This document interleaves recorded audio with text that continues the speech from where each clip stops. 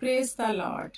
मैं अपने YouTube channel जीवन की रोटी यीशु मसीह में आप सबका स्वागत करती हूँ।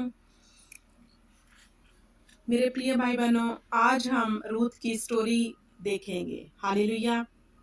ये तब की बात है जब बाइबल बताती है एक बार इज़राइल में अकाल पड़ा और वहाँ एक पुरुष एलीमेलेक और उसकी पत्नी नयोमी थी और उनके 2 पुत्र थे, महलोन और किलियोन। जब इज़राइल में अकाल पड़ा तब जय परिवार मोआब देश में परदेसी होने को रहने को चला गया। हालेलुया। और वहां जाकर रहने लगे। मोआबी लोग वही लोग थे जो लूत और उसकी बेटियों के संबंध से पैदा हुए थे। उसके बाद नयोमी का पति एलीमेलेक जो उसकी मृत्यु हो गई और उसके दोनों बेटों की शादी मोआबी स्त्रियों से हुई और एक का नाम ओप्रे और दूसरी का नाम रूथ था। वह वहां 10 साल तक रहे और नयोमी के दोनों बेटे भी मर गए। हालेलुया। तो मेरे प्रिय भाई बहनों, आज जो हम रूथ की स्टोरी देखने जा रहे हैं, जहां पर हम ये सीखेंगे कि कैसे खुदावंद के डर और खौफ में जो रूथ थी रही और कैसे खुदावंद ने उसका जीवन बदल दिया। हालेलुया। रूथ एक मोआबी स्त्री थी। रूथ का विवाह एक इजरायली पुरुष से होता है।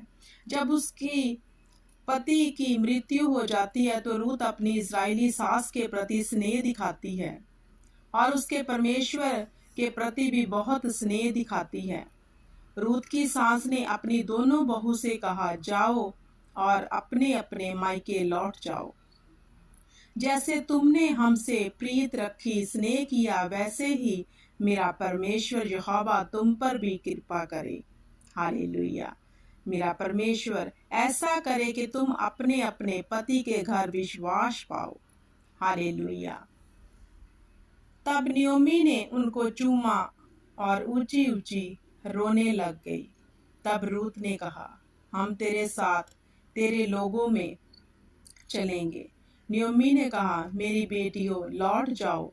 तुम क्यों मेरे साथ चलोगी? क्या मेरी कोख में फिर से तुम्हारे लिए बेटा जन्म और तुम उसको बड़ा होने तक इंतजार करो। हालेलुया। नयोमी ने फिर से उनको चूमा और कहा, जाओ। पर रूथ उसको छोड़कर नहीं गई। उसकी जिठानी अपने लोगों में वापस लौट जाती है, परंतु रूथ अपनी सास नयोमी के साथ रहने का निर्णय लेती है।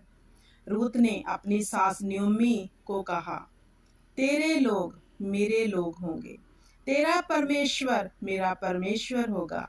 जहां तू रहेगी वहीं मैं रहूंगी, जहां तू मरेगी मैं भी वहीं मरूंगी। रूथ ने कहा, अगर मुझे मृत्यु आने के अलावा मैं तुझसे अलग हूं तो यहोवा मुझ में वैसा ही करे, वरन उससे भी ज्यादा। नयोमी ने देखा कि रूथ मेरे साथ चलने में स्थिर है। वो जिद पकड़े हुए थे कि नहीं, मैं तुम्हें नहीं छोड़ूंगी। तब उसने कुछ नहीं कहा। फिर वह दोनों बैतलहम पहुंची और सारे नगर में उनके कारण हलचल मच गई और स्त्रियां कहने लगी, क्या ये नयोमी नहीं? उसने कहा, मुझे नयोमी ना कहो, क्योंकि यहोवा ने मुझे बड़ा दुख दिया। मैं भरी पूरी गई थी पर अब शूशे हाथ लौटी हूँ। हालेलुया। मेरे प्रिय भाई बहनों, अभी इसके बाद का जो वर्णन है वो ये है कि जब रूथ खेतों में काम करने जाती है, मोआब के खेतों में काम करने, तो उसके बाद रूथ के साथ क्या होता है, आइए हम देखते हैं। मोआब के सेवक ने रूथ का परिचय दिया और मोआब ने कहा, इससे तंग मत करना, जे जहां से बींदना चाहे उसे बींदने देना और ना ही इस पर कोई बुरी दृष्टि रखना, वरन इसकी सहायता करना। मुआज ने भी रूथ के लिए उत्तम रखने की आज्ञा दी। हालेलुया। जहां पर हम देख सकते हैं जब रूथ ने परमेश्वर की आज्ञा को माना और उसके डर और भय में रही तो परमेश्वर का अनुग्रह रूत पर हुआ। परमेश्वर ने मोआब के दिल में रूत के लिए दया भर दी। मोआब ने कहा, तुम्हें और किसी खेत में काम करने की जरूरत नहीं है, तुम यही काम करना और तुम्हें यहाँ टिके रहना होगा। हालेलुया। तब रूत भूमि पर गिर कर कहने लगी कि ऐसा क्या है कि तूने मुझ पर दया की। तब मोआब ने कहा, जैसे तुमने अपने पति के मरने के बाद किया। हालेलुया। जैसे प्रिय भाई बहनों, आप जानते हैं कि रूत ने अपने पति के मरने के बाद भी अपनी सास को नहीं छोड़ा और अपनी सास को कहा कि जहां तू रहेगी मैं वहीं रहूंगी, तेरे लोग मेरे लोग होंगे, तेरा परमेश्वर मेरा परमेश्वर होगा। तो जहां पे मोआब उसको क्या कहता है ये देखते हैं, तुमने अपने लोगों को भी छोड़ा और परमेश्वर को अपनाया, परमेश्वर तुम्हें इसका प्रतिफल देगा। फिर मुआज ने रूत को अपने साथ खाने को भी बिठाया और एक साथ खाना खाया और रूत तृप्त हुई। तब रूत जब दोबारा काम करने को उठी और मोआब ने कहा, इसके लिए जो पिंदनी है छोड़ देना। रूत अपने घर खाने को भी ले जाती जो अपनी सास के लिए। उसकी सास ने पूछा कि तू किसके खेत में काम करने जाती है। तब रूत ने बताया कि मैं मोआब के खेत में काम करने जाती हूँ। तब नयोमी खुश हुई। नयोमी ने कहा, मोआब उसका कुटुंबी अर्थात उसके पास ही हमारी भूमि छुड़ाने का अधिकार है। मोआब उनका कुटुंबी ही है। नयोमी ने कहा, उसी के खेत में काम करती रहना। मैं चाहती हूँ कि तू उससे विवाह कर। तू आज रात स्नान कर और तेल लगा और अच्छे वस्त्र पहनकर खेत में जाना, और जब तू देखे कि मोआब सोकर खा पी कर सो गया है तो उसके पैरों के पास लेट जाना। तब रूत ने अपनी सास की ये आज्ञा मानी। हालेलुया। और उसने वैसे ही किया। वह मोआब के पाँव के पास जाकर सो गई। जब मोआब को नींद खुली उसने कहा, तू कौन है? उसने कहा, मैं तेरी दासी हूँ। तू अपनी दासी को अपनी चादर उड़ा दे, क्योंकि तू हमारी भूमि का छुड़ाने वाला है। तब रूत ने विवाह के लिए कहा। मुआज ने कहा, हाँ, मैं तेरा छुड़ाने वाला कुटुंबी हूँ और तूने भी किसी और से प्रीत नहीं रखी। प्रभु तुम्हारा एक और भी छुड़ाने वाला कुटुंबी है। हालेलुया।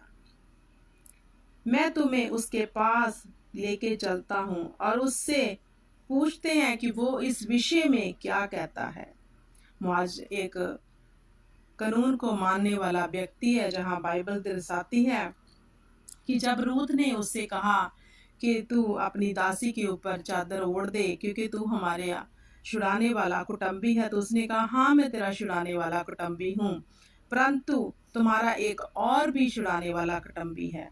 तो पहले हम उससे पूछते हैं कि वो तेरे विषय में क्या कहता है।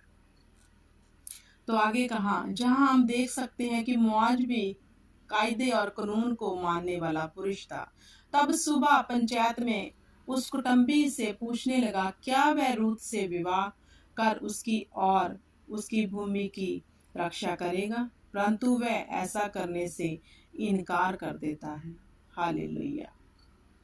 क्योंकि रूत एक मोआबी स्त्री थी, परंतु मुआज ने रूत का अच्छा चाल चलन देखा था और वह ये भी जान गया था कि रूत अब यहोवा को मानने लग गई थी।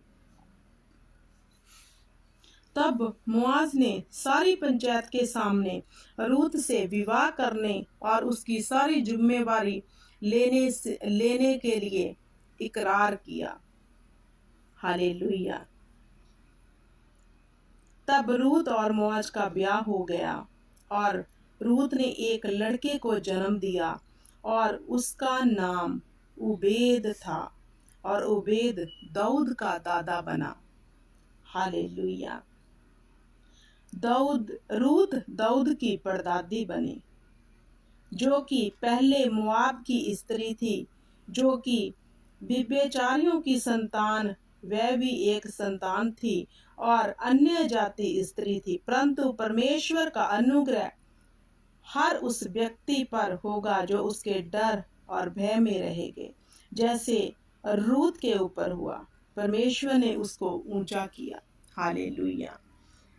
मेरे प्रिय भाई बहनों, जो रूत थी एक अन्य जाति की औरत थी और वो मुआबी औरत थी।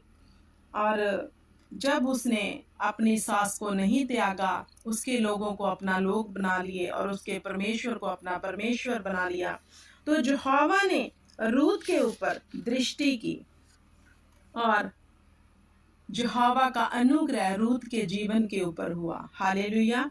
और यहोवा का जब उस पे अनुग्रह हुआ तो आज उसकी वंशावली को हम देख सकते हैं कि वह दाऊद की परदादी बनी। हालेलुया।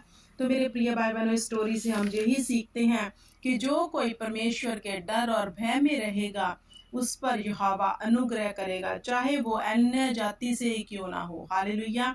खुदावंद उसे छुड़ाते हैं जो उसकी आज्ञा में चलते हैं।